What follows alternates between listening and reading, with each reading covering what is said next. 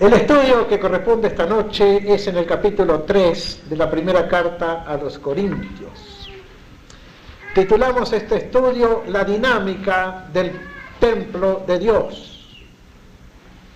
Pablo pone el dedo en la llaga principal que sufría la iglesia de Corinto: carnalidad, que se expresa en divisiones interminables. La iglesia no se está edificando como debiera, la de Corinto, se entiende, ¿no? La nuestra no. Gracias al Señor todavía está hermosamente unida nuestra iglesia, ojalá siga siempre así. La idea de crecimiento con la idea de dignidad del templo se entremezclan en este capítulo. Los creyentes deben crecer para llegar a ser un templo santo en el Señor, como dice Efesios 2:21. Crecimiento espiritual y templo son dos palabras clave en el Evangelio de Cristo, en la iglesia de Cristo. Porque todo creyente debe crecer. Toda cosa que tiene vida debe crecer. Una cosa que pierde la vida deja de crecer. ¿No es así?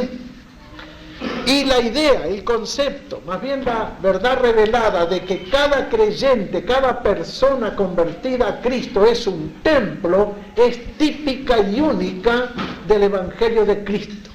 No existe en ninguna otra religión de este mundo. Todas las religiones de este mundo tienen sus templos particulares donde realizan el culto, a cargo de sacerdotes y a cargo de altares. En la iglesia de Cristo es muy diferente la cosa. Cada uno de nosotros es un templo del Espíritu Santo. Y este templo del Espíritu Santo tiene que ser santo para que lo siga habitando en plenitud el Espíritu Santo. Así que estas dos ideas espirituales, crecimiento y templo del Señor, son típicas de la iglesia de Jesucristo, típicas del Evangelio, típicas del Nuevo Testamento. Bueno, vamos a ver algunos versículos.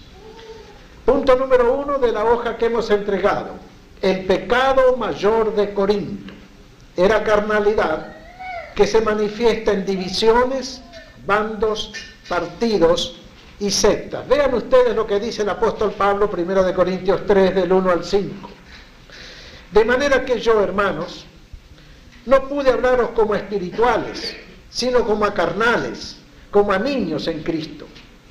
Os di a beber leche y no vianda, porque aún no erais capaces, ni sois capaces todavía, porque aún sois carnales, pues habiendo entre vosotros celos, contiendas y disensiones, ¿no sois carnales y andáis como hombres? Porque diciendo el uno, yo ciertamente soy de Pablo, y el otro, yo soy de Apolos, ¿no sois carnales? ¿Qué pues es Pablo y qué es Apolos? Servidores por medio de los cuales habéis creído, y eso según lo que a cada uno concedió el Señor. Este era el problema de aquella iglesia. Se dividían por líderes. Ah, a mí me gusta Pablo, decían algunos. No, a mí me gusta Apolos, decían otros. No, a mí me gusta Pedro porque ese anduvo con el Señor. Y la iglesia se dividía en base a nombres y a hombres. Cristo jamás quiso que su iglesia estuviera dividida. Y jamás quiso que su iglesia tuviera otro nombre fuera del nombre de Él, impreso en el corazón y en la mente de cada creyente. En los versículos 6 al 9, pasando rápidamente por esta primera sección de las divisiones, tenemos lo que llamamos la dinámica del Evangelio. La dinámica es la ley del movimiento. Todas las cosas tienen su dinámica. Los vientos, las mareas, el motor del automóvil, el motor eléctrico, todo tiene su dinámica, su movimiento. Vamos a ver cuál es la dinámica del Evangelio. A ver si alguno lee los versículos 6 al 9. Bien claro, bien alto, para que se grabe aquí.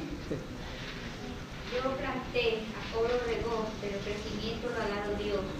Así que ni el que planta es alguien, ni el que riega, sino Dios que da el crecimiento. Y el que planta y el que riega son una misma cosa, cada uno recibirá su recompensa conforme a su labor, porque nosotros somos colaboradores de Dios y vosotros sois labranza de Dios, edificio de Dios. A Pablo se le mezclan las grandes ideas al desarrollar este capítulo. Pablo dice, yo planté, Apolo regó, pero el crecimiento espiritual lo da siempre Dios. Hay grandes hombres en el Evangelio, han habido grandes hombres en la historia cristiana, grandes líderes, grandes maestros, grandes sabios, grandes profetas, pero cada hombre actúa conforme al poder que Dios le da. No pensemos que un hombre es más grande que otro hombre, porque o predica mucho, o habla mucho, o escribe muchos libros, o canta muy bien. Todos los que hablan del Evangelio son servidores de Jesucristo y ninguno más grande que otro. Cada uno hace el trabajo que Dios le da a hacer, según el espíritu que tiene. Y ningún hombre debiera creerse más que otro hombre, porque el Espíritu Santo ha sido dado a todos por igual. Y al fin de cuentas el que da el crecimiento espiritual es el Señor, no los grandes evangelistas ni los grandes sabios. Cuando vivíamos en Kansas City nos hicimos amigos de un hermano bautista, se llamaba Dave Moore.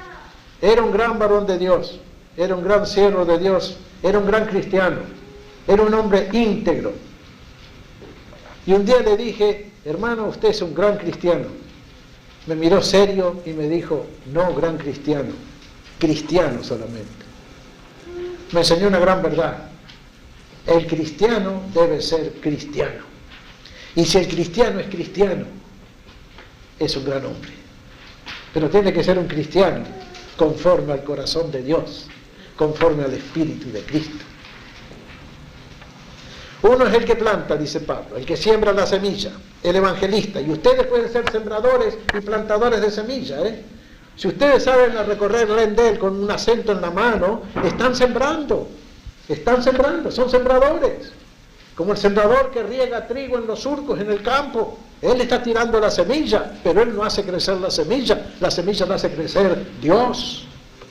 Si ustedes reparten tratados, reparten Biblias, Nuevos Testamentos o acento, ustedes van a ser sembradores del Evangelio.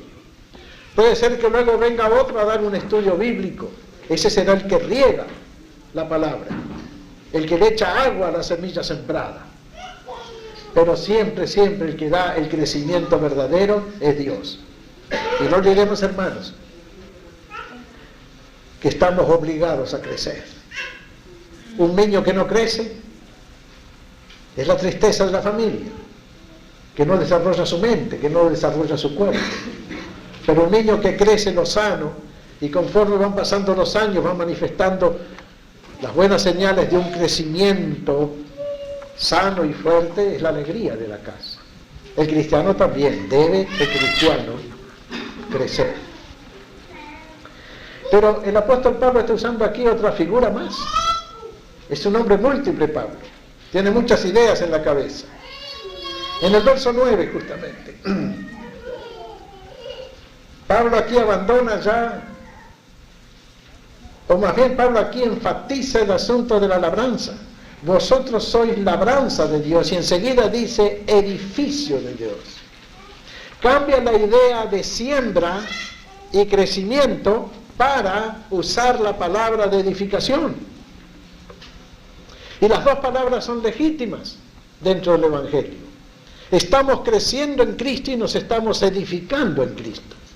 Las dos cosas.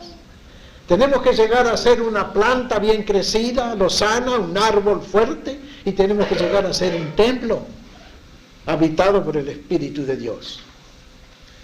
Sigamos leyendo los versículos 10 al 15. Aquí Pablo está hablando ahora de la dinámica, de la construcción.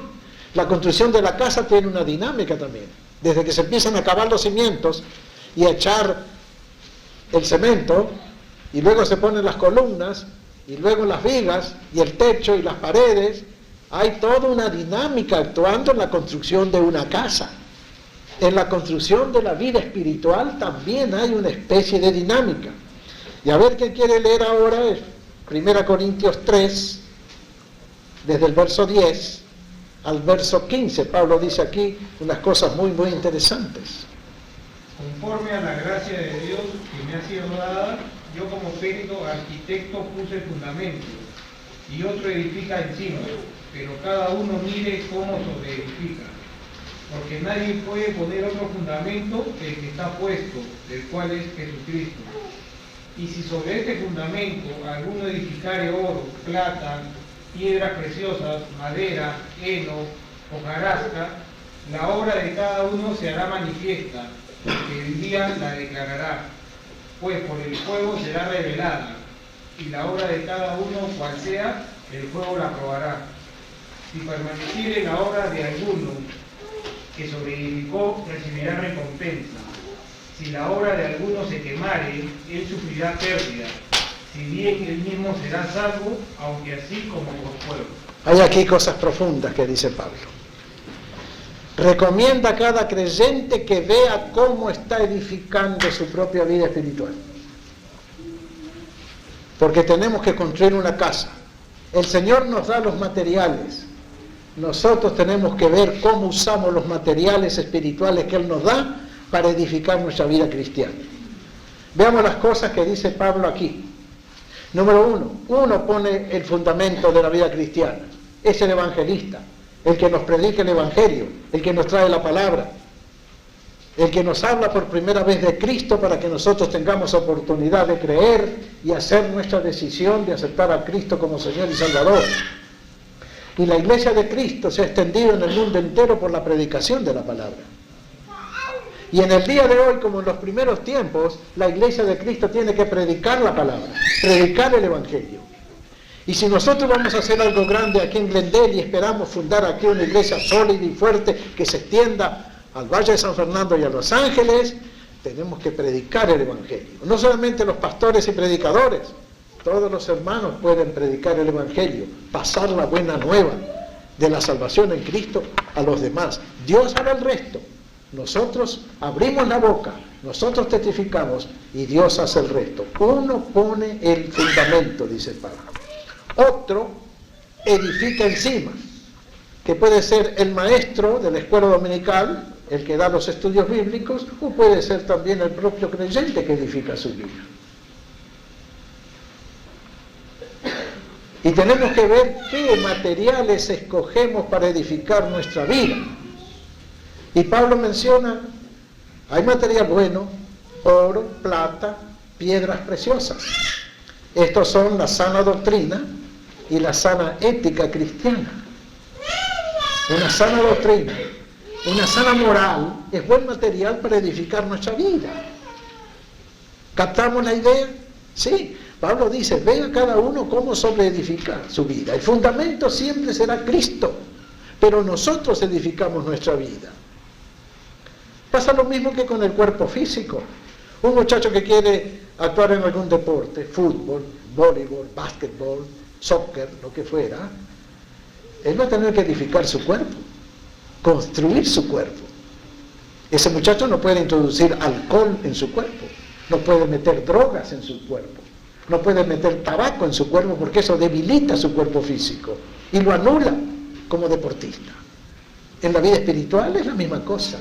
Tenemos que ver qué materiales introducimos en nuestra vida cristiana. Fe, fidelidad, alabanza, testimonio, oración, Biblia, son buenos materiales. Son oro, plata, piedras preciosas. Pero también hay material malo. Madera, heno, hojarasca. Y la iglesia de Corinto estaba edificando con material malo, no material bueno. Los pleitos, los celos, las envidias, las críticas, los chismes, las murmuraciones. Gracias al Señor porque en nuestra iglesia no hay nada de eso. Yo alabo al Señor todos los días. A veces hasta me da miedo que crezca la iglesia porque el grupito actual es tan lindo, tan amoroso, tan unido, ¿verdad que sí? Pienso, si un día somos 500 personas, conservaremos la misma unidad, la misma ingenuidad y amor y compañerismo que tenemos ahora. Conservaremos el mismo candor. Yo quisiera que sí, y estoy orando por eso. que la iglesia nuestra se mantenga como hasta ahora, bien amorosa, bien fraternal, bien unida. Porque celos, chismes, críticas, murmuraciones, yoísmo, personalismo, egoísmo, son material malo, que no sirven para edificar ni la vida espiritual ni la iglesia de Cristo. El apóstol Pablo dice que el día va a declarar la obra de cada uno. Cuando lleguemos al último día de nuestra existencia, o cuando venga el Señor, entonces cada uno de nosotros va a ver si edificó bien o edificó mal su vida cristiana. La salvación no se pierde, ¿eh? De todos modos vamos al cielo, porque la ida al cielo es gratis. Pero puede ser de que perdamos toda nuestra edificación cuando llegue el último día, el día del fuego, el día del juicio. Es decir, que perdamos nuestro carácter y entremos al cielo peladitos como pollo pelado, en lugar de entrar bien plantados, bien construidos, bien edificados. Dice Pablo, la obra de cada uno se hará manifiesta porque el día la declarará. Y Pablo está pensando en el día final de la existencia, está pensando en el día final, el día de Cristo, el día de Dios, el día del juicio, que la Biblia habla tanto. Pues por el fuego será revelada, y la obra de cada uno, cual sea, el fuego la probará. No es el fuego del infierno, es el fuego del Espíritu de Dios. En el Antiguo Testamento, cuando se preparaban utensilios para usar en el tabernáculo o en el templo, los pasaban por fuego. Si se quemaba, no servía para el templo, pero si aguantaba el fuego, servía para el templo. Por eso, para usar en el templo santo de Dios, usaban solamente oro, plata o bronce, que aguantan el fuego, pero no usaban madera, heno, hojarasca, que se quema. Y cuando Cristo edifique su templo espiritual en el cielo, lo va a edificar con aquellos creyentes que en la tierra supieron soportar el fuego. Pero no es el fuego del infierno, El apóstol Pablo no tiene en mente al infierno cuando está hablando estas cosas a la iglesia, porque para Pablo todos los corintios están salvados por su fe en Cristo. Está hablando del fuego del Espíritu Santo que también prueba nuestra vida. Y es bueno que el Espíritu Santo pruebe nuestra vida, porque así descubrimos aquellas cosas que están mal y las quitamos. El cuerpo nuestro, el cuerpo físico, tiene un maravilloso sistema de autodefensa. Sabe defenderse de infecciones, de putrefacciones, de intoxicaciones. Y si el cuerpo nuestro lo dejamos solo, que actúe solo, es capaz de curarse de todas sus enfermedades. La terrible enfermedad del SIDA, que es el castigo de Dios sobre el pecado de homosexualidad, es terrible porque precisamente desarma al cuerpo físico de su defensa y deja al individuo totalmente desarmado frente a las infecciones. No es precisamente una enfermedad el SIDA, es un desarme de las defensas del cuerpo humano. Y el individuo enfermo de SIDA está expuesto a la muerte por la más mínima infección, así sea un resfrío. El Espíritu Santo es la autodefensa de la vida espiritual. Y si somos atentos a la voz del Espíritu Santo en nuestra vida, Él nos va a indicar lo que anda mal. Y más aún, nos va a ayudar a quitar de nuestro cuerpo, de nuestra alma, el pecado que hace daño. Esa obra hace el Espíritu Santo. Es una obra santificadora la que hace dentro de nosotros. Es posible que se queme toda la casa, es decir, que una persona pierda todo lo que le pareció que era cristiano en su vida y no lo es. O que el Señor la declare inservible para los cánones del cielo. Pero el cimiento de la casa, Cristo, siempre está firme. Puede ser que allá al llegar al cielo perdamos todo lo que nos pareció era cristiano. Ah, Señor, yo cantaba muy bonito en la iglesia y todos los hermanos me alababan cuando yo cantaba. ¿Eso podrá pasar por el fuego del Espíritu Santo? Oh Señor, yo prediqué muy bonito, yo era muy elocuente, cuando yo hablaba la gente estaba atenta mirándome. ¿Pasará eso por el fuego del Espíritu Santo? Oh Señor, yo di muchas limosnas y yo di muchas ofrendas. ¿Pasará eso por el fuego del Espíritu Santo? Vaya a saber. El fuego hará la prueba de cada uno de nosotros. No para echarnos al infierno, no, jamás. Sino para quemar aquello que es inservible para el cielo. Y las cosas que son útiles en el cielo son el amor, la bondad, la paz, la mansedumbre, la benignidad, la bondad y la fe. Esos son los materiales que van a ir al cielo. Los otros materiales, orgullo, vanidad, prepotencia, deseo de aparentar, todo eso se quema porque en el cielo no tiene cotización. En el cielo no sirve para nada. Así que, hermanos, edifiquemos en esta vida y en este mundo las cosas que vamos a llevar al cielo. El creyente individual, dice Pablo, nunca pierde su salvación. Puede perder la obra entera de su vida si no supo edificar bien, pero él será salvo. Y ahora el apóstol Pablo habla de la dignidad del templo de Dios. Aquí tenemos unos versículos tremendos. Versículos 16 y 17. ¿Quién quiere leer eso? Póngase de pie el que lo va a leer y dígalo, pero con claridad. A ver, la hermana Navarro. Que el Espíritu de Dios mora en vosotros.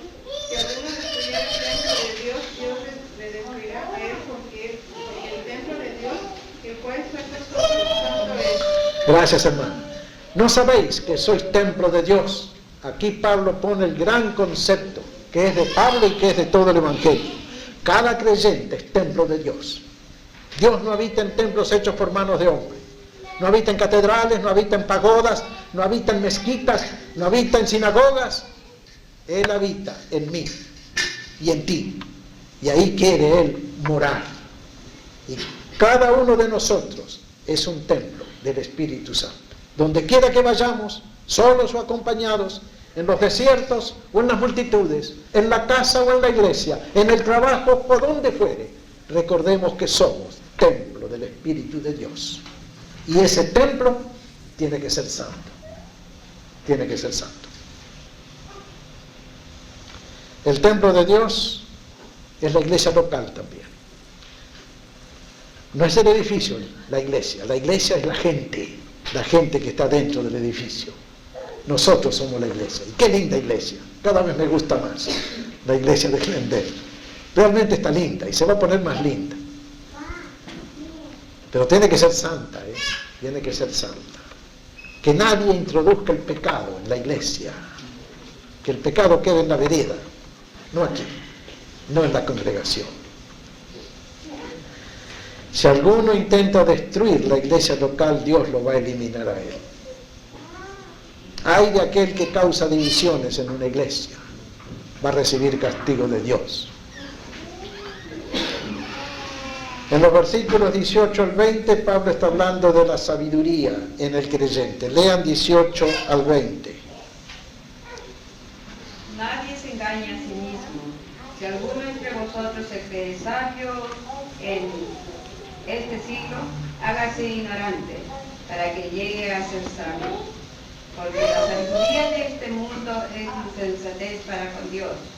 Pues escrito está, Él prende a los sabios en la astucia de ellos. Y otra vez, el Señor conoce los pensamientos de los sabios, que son vanos.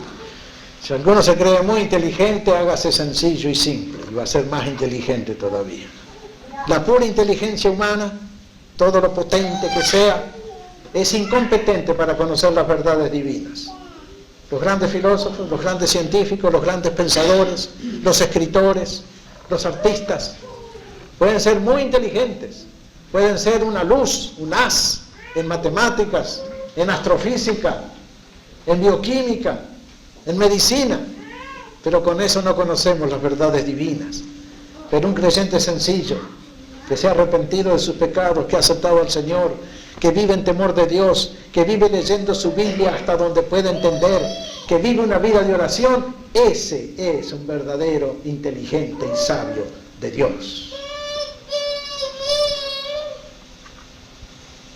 Por último, Pablo menciona la gran posesión del creyente, lo que todos tenemos.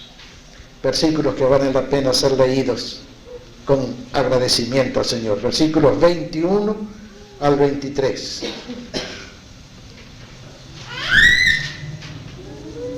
¿Alguien lo lee? Y otra vez el Señor conoce los pensamientos de los sabios, que son vanos. Así que ninguno se gloríe en los hombres, porque todo es vuestro. Sea Pablo, sea Apolo, sea Cefas, sea el mundo, sea la vida, sea la muerte, sea lo presente, sea lo por venir, todo es vuestro. Y vosotros de Cristo y Cristo de Dios. Qué cosa grande, dice Pablo aquí. Todo es de ustedes, dice. Desde el momento que ustedes tienen a Cristo, tienen todo. Sea la vida, sea la muerte, sea el mundo, Pablo, Apolo, Cefas, cualquier apóstol, cualquier predicador, cualquier hombre grande, el pasado, el presente y el futuro, todo es vuestro. Al tener a Cristo tienen ustedes la vida eterna completa.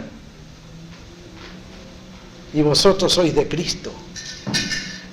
Y Cristo es de Dios. En Cristo tenemos a Dios con nosotros. En Cristo tenemos la vida eterna. En Cristo tenemos la plenitud del Espíritu Santo. En Cristo tenemos la plenitud de la inteligencia y de la sabiduría. Podemos llegar a ser tremendos hombres y tremendas mujeres en esta ciudad, si tan solo comprendemos lo que Pablo nos está diciendo aquí. Todo es vuestro. Apolos, Pablo, Cefas, el mundo, la vida, la muerte, lo presente, lo porvenir, todo es vuestro. Y vosotros sois de Cristo, y Cristo es de Dios. Maravillosa bendición, la bendición que tiene el creyente en Cristo. Ojalá lleguemos a comprender a cabalidad lo que el apóstol Pablo nos está enseñando aquí. Cuando leamos esta carta, hagamos de cuenta que Pablo no la está enviando a Corinto, la está enviando a la iglesia de la Alianza Cristiana y Misionera de Glendale, California. Y a nosotros nos está diciendo estas cosas preciosas. Aún la muerte, tan temida de la gente, es posesión nuestra. Somos dueños de la muerte. Y cuando ocurra nuestra muerte física, será simplemente el tránsito que hagamos en un abrir y cerrar de ojos de este mundo de pecado y de esta vida de dolores a la inmensa plenitud de la vida eterna con Cristo. El Señor bendiga el estudio de su palabra y leamos el capítulo 4, todo el capítulo 4 de 1 Corintios para la próxima lección, Dios mediante. Amén.